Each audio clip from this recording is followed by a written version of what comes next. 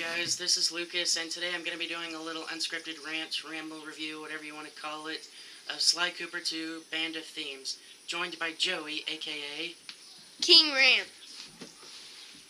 So the first thing I want to mention about Sly 2 is that the gameplay is a whole lot better than the first game. It feels a lot more atmospheric in terms of what the game was trying to do, like achieve the overall thieving vibe, like pickpocketing, stealing stuff a lot more, doing missions, planning on stealing stuff or destroying stuff, having a grayish area, be kind of dark to give a better atmosphere.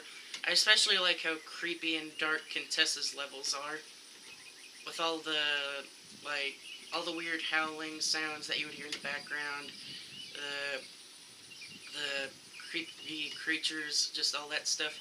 Yeah, I also have something to say. Like, when Bentley makes the plans, he says it in order. And then when you go out with Sly and use your binocular and look out, there could be 3 missions of Sly. And then you don't really remember which ones Bentley said to do in order, but you still have to do those. It doesn't really matter what order you do them in, even though Bentley says that you have to do them in order. You mentioned something about the props not looking that good, like Carmelita's gun. Yeah, like when it goes into her comically, like when they do the comic type thing, her gun looked really cool, but when she popped out of the Egyptian mummy thing, she just came out and her gun was just yellow and purple. Yeah, I really liked the cutscenes that were in the style of a comic book. Yeah, they looked really good. Yeah, they looked really cool. They had a nice style to them that... I just really like the way it went with a comic book style. Not many video games do that. I also like I said before, how atmospheric everything is and how the characters have a lot of really great, unique personalities that make the game feel even more alive. The personalities at first may seem kind of cliched, like with Sly, Bentley, and Murray, the smart guy, the tough guy who's a goofball, and the somewhat smart guy who's like the leader almost. But after a while, it doesn't start to feel very cliched. It actually feels like real, and you're able to feel with the characters. Towards the end of the game, where they were inside this big battery going over to this airplane, I thought they did a really great job capturing the emotions that the characters were going through.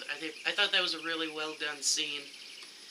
Yeah, it's also weird how in the snowy type atmosphere that you have to buy a few gadgets so you can get different places. Yeah. But you're probably gonna have enough money from pickpocketing and all that, like Bentley tells you to do. So it's pretty much planned out.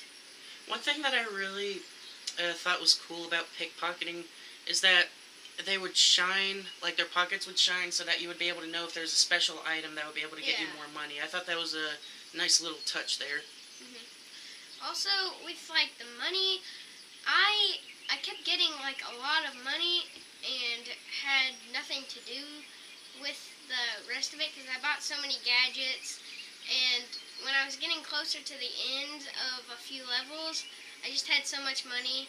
And then when I got to the next level, I had no idea what to spend it on. So I just had so much money.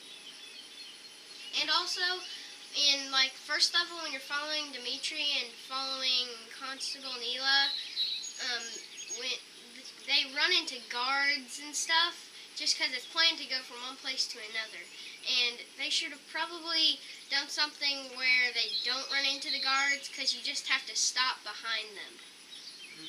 One thing that I really liked about this game a lot more than the first game was that it didn't feel as overly difficult as the first game. Like the first game, there were so many challenges that were really, really hard for me to do, that took me multiple times to do, like the racing challenges that were kind of frustrating. I mean, the first game's challenges weren't bad, they were just a bit too hard, but I was still able to beat them after a while. The second game rarely ever did that. In fact, the only time I ever got genuinely frustrated was when I have to throw hooks at Rajan. No, not Rajan. The bull guy, I can't remember his name, while he was climbing up a cliff. That's the only part I felt frustrated in.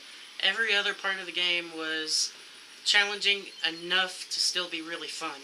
Yeah, Like some parts of the game, it was just challenging and I couldn't get past it. And I kept having to ask people to do it for me. So that's something I didn't really like. Well, I thought the game wasn't really that hard. I mean, Yeah. you're new to the series, and I played the first game before the second game, so that might be why. Yeah. One thing that I definitely think the second game does an overall better job of achieving its style than the first game did. Yeah, that's what I thought. The first game's animation, I mean, it did have some sort of a style to it, but it focused more on being like really fluid and just kind of basic. But the second game had a much more stylized version overall. Yeah. The movements were a lot more goofy, but also really thievy-like. The levels were focused a lot more on stealing stuff. Yeah, I like pickpocketing, and I like the sneak attack moves. Like, there's also a sneak attack move where you can hit triangle and triangle and hit them up in the air, and they die when they hit the ground. And there's the triangle square where you hit them up in the air and then slam them down. I like those sneak attack moves. They're really cool. Well, I think that's really all we have to say about the game. We definitely recommend the game if you haven't played it yet. It's a lot of fun. So thank you for watching. Goodbye.